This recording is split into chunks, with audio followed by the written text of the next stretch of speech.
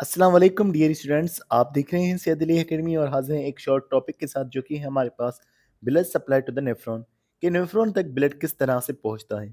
जैसा कि हमने पहले ही जिक्र किया कि हमारे पास किडनी के अंदर ये नेफ्रॉन मौजूद होते हैं, काफ़ी ज़्यादा माइक्रोस्कोपिक स्ट्रक्चर होते हैं। तो सबसे पहले तो ये देखा जाएगा कि किडनी तक ब्लड कैसे पहुंचेगा।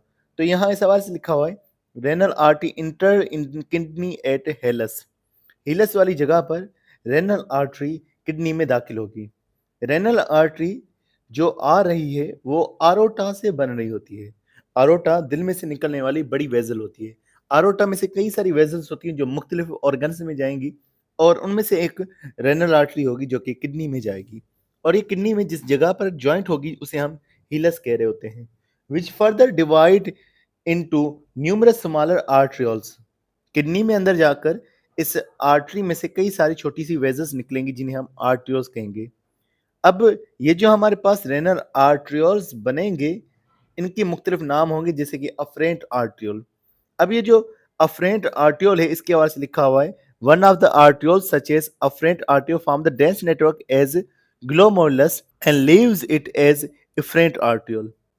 अफरेंट आर्टियोल जो बनेगा रेनल आर्टरी में से वो आगे जा करके कैपिलरीज का एक नेटवर्क बनाता है जिसे हम ग्लोमोरुलस कहते हैं। और ये जब ग्लोमोरुलस निकलेगा तो ये जो है एक दूसरी आर्ट्रियोल बनकर निकलेगा जिसे हम इफरेंट आर्टियोल कहेंगे। तो इसको जरा सा हम तस्वीर में देख लें। अगर आप इस तस्वीर में देखेंगे तो ये हमारे पास एक जो है मौजूद है रेनल आर्टरी। अब इसमें से एक यहाँ से ब्रांच अलग जा रही है और एक ब्रांच यहाँ से अलग जा रही है। तो हम इस ब्रांच को ले रहे हैं जो कि है हमारे पास अफरेंट आर्टियोल। आगे चल करके ये अफरेंट आर्टियोल एक कैपिलरीज का नेटवर्क बनाएगा जिसे हम ग्लोमोरुलस कहेंगे। फिर यही बात आगे हो रही है कि ये ग्लोमोरुलस आगे चल करके एक आर्टियोल बना रहा है जिसको हम इफरेंट आर्टियोल कह रहे हैं। अब ये इफरेंट आर्टियोल आगे जब प्रोक्सिमल कॉन्वोल्यूटिव ट्यूबल के ऊपर आएगा, जैसे आप देखेंगे कि ये यहाँ से प्रोक्सिमल कॉन्वोल्यूटिव ट्यूबल के ऊपर आ रहा है। अब इसकी ब्रांचेस जो हैं वो पूरे प्रोक्सिमल कॉन्वोल्यूटिव ट्यूबल को भी घेरे हुए हैं और साथ में ये लूप ऑफ हेनले को भी घेरे हुए हैं। ये लूप ऑफ हेनले के ऊपर भी मौजूद है। तो इनके अलग अलग नाम होंगे वो हम आगे देखेंगे। दूसरा अगर हम बात देखेंगे तो फिर ये सारी फिर आगे चल करके मर्ज हो जा करके एक वेन्यूल बनाती हैं और वेन्यूल फिर ज्वाइंट होकर के एक रेनल वेन बनाएंगी। यानी किडनी के पास ब्लड जो आएगा वो रेनल आर्टरी के जरिए से आएगा और जब ब्लड वापसी जाएगा तो वो रेनल वेन के जरिए से वापसी जाएगा। आगे मजीद लिखा हुआ है, the diameter of afferent arteriole is larger than the efferent arteriole. Efferent arteriole का डायमीटर इतना बड़ा नहीं होता और जो हमारे पास अफरेंट आर्टियोल है उसका डायमीटर ज़्यादा बड़ा होता है। यानी कि जो ग्लोमोरुलस तक ब्लड आ रहा है उसका डायमीटर ज़्यादा होगा और जो ब्लड आ रहा है ग्लोमोरुलस से निकल कर वहाँ पर डायमीटर कम होगा। तो जहाँ कम डायमीटर होता है वहाँ प्रेशर भी ज़्यादा लगता है। तो यही बात लिखी हुई है कि due to difference in diameter between arterioles, arterioles के दरमियान में डायमीटर का फ़र्क होता है। High pressure in glomerulus than other capillaries elsewhere. तो ग्लोमोरुलस में हाई प्रेशर लगेगा। हमेशा याद रखिएगा, अगर मिसाल के तौर पर हमारे पास कोई पाइप भी मौजूद होता है जिससे हम पानी दे रहे होते हैं, अगर हम उसके ऊपर के हेड को प्रेस करते हैं तो डायमीटर वहाँ का शॉर्ट हो जाता है। तो डायमीटर शॉर्ट होने की वजह से ज़्यादा प्रेशर के साथ पानी वहाँ से बाहर आएगा। तो यही बात यहाँ पर भी हो रही है कि ग्लोमोरुलस से जो ब्लड जा रहा है बहुत ज़्यादा प्रेशर के साथ वो जा रहा होगा डायमीटर के डिफरेंस की वजह से। फिर आगे लिखा हुआ है इस इफरेंट आर्टियोल के बारे में कि efferent arteriole extend down and forming network of capillaries called peritubular capillaries. अब इफरेंट आर्टियोल से निकल रही हैं हमारे पास पेरिट्यूबुलर कैपिलरीज, यानी दोबारा से कैपिलरीज हमारे पास बन रही है। और ये पेरिट्यूबुलर कैपिलरीज कहाँ जाएंगी तो लिखा हुआ है that surround the both PCT and DCT, जो प्रोक्सिमल कॉन्वोल्यूटिव ट्यूबल के ऊपर भी मौजूद होंगी और दूसरा डिस्टल कॉन्वोल्यूटिव ट्यूबल के ऊपर भी मौजूद होंगी। अब इनका काम क्या होगा? इनका काम रीअब्जॉर्प्शन का होगा जो कि हम देखेंगे कि काफ़ी ज़्यादा चीज़ों को वापसी लाने का काम करेंगी। आगे लिखा हुआ है it provide nutrients and oxygen to the renal cortex. Renal cortex वाले रीजन को यानी किडनी के ऊपर वाले रीजन को ये न्यूट्रिएंट्स और ऑक्सीजन भी प्रोवाइड करती है। मज़ीद लिखा हुआ है it move downward along with the loop of Henle. Loop of Henle के साथ ये नीचे भी आती हैं और लूप ऑफ हेनले के साथ जब ये नीचे आएंगी which are laterally connected with the capillaries of renal vein, और फिर ये रेनल वेन यानी रेनल वेन्यू के साथ फिर आगे चलकर जुड़ेंगी।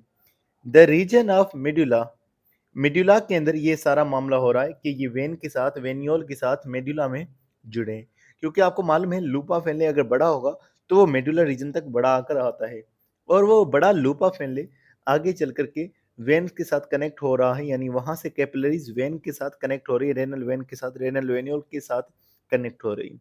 मजे लिखा हुआ है the complex network of capillaries over the loop of Henle called vasa recta. अब ये चीजें आपने जहन में रखनी है कि बोमेंस कैप्सूल में जो कैपिलरीज आ रही हैं वो हैं ग्लोमेरुलस। जो प्रोक्सिमल कॉन्वोल्यूटेड ट्यूबल और डिस्टल कॉन्वोल्यूटेड ट्यूबल के ऊपर कैपिलरीज मौजूद हैं उनको हम कह रहे हैं पेरी ट्यूबुलर कैपिलरीज। पेरी का मतलब है ऊपर, ट्यूबुलर मतलब कि ट्यूब्स। ऐसी कैपिलरीज जो ट्यूब्स के ऊपर मौजूद हैं उन्हें पेरी ट्यूबुलर कैपिलरीज कह रहे हैं। और दूसरी हमारे पास वेजा रेक्टा जो लूप ऑफ हेनले के ऊपर मौजूद होंगे। आगे मजे लिखा हुआ है after passing through vasa recta blood flows through peri capillary system and enter in renal vein to join venous circulation and leave the kidney. यहाँ पर ये बात लिखी हुई है कि पहले जैसे कि पेरिट्यूबुलर कैपिलरीज में ब्लड था, फिर वो वेजा रेक्टा में पहुंचा, दोबारा से फिर वो पेरिट्यूबुलर कैपिलरीज में चला जाएगा, और पेरिट्यूबुलर कैपिलरीज से गुजरने के बाद ये फिर रेनल वेन का हिस्सा बन जाएगा। यानी कि पहले जो ब्लड था वो मौजूद था प्रोक्सिमल कॉन्वोल्यूटेड ट्यूबल के ऊपर, और फिर वो जो है लूपा फेनले के ऊपर आया वेजा रेक्टा में, फिर वो दोबारा डिस्टल कॉन्वोल्यूटेड ट्यूबल के ऊपर यानी कि पेरिट्यूबुलर कैपिलरीज में गया, और फिर वो वेन का हिस्सा बन जाएगा। यानी जब तमाम प्रोसेस ही हो जाएगा फिर ये रेनल वेन का हिस्सा बन जाएगा, और फिर वेनस सिस्टम में चला जाएगा और हमारी किडनी से चला जाएगा। वेन्स हमेशा ब्लड को दूर लेकर जाएंगी, तो किडनी में से ये बाहर चला जाएगा। एक बार फिर से हम इसको तस्वीर में देखते हैं ताकि वहां से आपको ये ज्यादा अच्छी तरह से समझ आ जाए। पहले तो आप इस तस्वीर के अंदर इन पार्ट्स को डिस्कस कर लें, याद कर लें। जैसे ग्लोमेरुलस है, ये उन कैपिलरीज को कहा जा रहा है जो बोमेन्स कैप्सूल में मौजूद हैं। उसके बाद दूसरी कैपिलरीज जो कि पेरीट्यूबुलर कैपिलरीज हैं, और ये पेरीट्यूबुलर कैपिलरीज ये प्रोक्सिमल कॉन्वोल्यूटेड ट्यूबल वाले पार्ट के ऊपर भी मौजूद हैं, और ये डिस्टल कॉन्वोल्यूटेड ट्यूबल वाले पार्ट के ऊपर भी मौजूद हैं। और उसके अलावा लूपा फेनले के ऊपर जो कैपिलरीज मौजूद हैं उन्हें हम कह रहे हैं वेजा रेक्टा। ये जो येलो कलर से जाहिर किया गया है ये है नेफ्रॉन वाला पार्ट, और जो रेड कलर से जाहिर की जा रही हैं और ब्लू कलर से जाहिर की जा रही हैं ये है हमारे पास वेजल्स जो इसको सराउंड किए हुए हैं।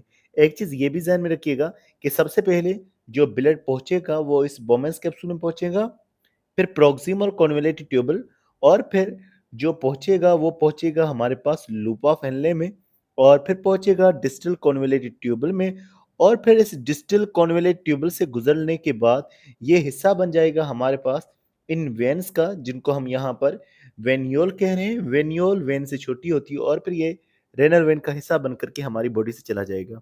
याद रखिएगा इस प्रोसेस के दौरान ब्लड हमारा साफ हो चुका है, जो भी वेस्ट है वो सारा यूरिन बन करके कलेक्टिंग डक्ट वाले पार्ट में चला जाएगा।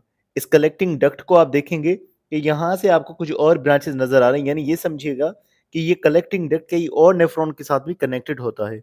तो कई और नेफ्रॉन के साथ कलेक्ट होने के बाद ये कई और नेफ्रॉन से भी यूरिन को इकट्ठा करेगा, और फिर एक बड़ी ट्यूब बना करके ये पेल्विस में इस यूरिन को भेज देगा, यहाँ से फिर वो यूरेटर में चला जाएगा। तो इस तरह से इस यूरिन की मूवमेंट हो रही होती है। तो डियर स्टूडेंट्स आज के लिए बस इतना ही। अगर वीडियो पसंद आई है तो इसे अपने दोस्तों के साथ शेयर करना मत भूलिएगा, और इसे लाइक और कमेंट में अपनी राय भी आप दे सकते हैं।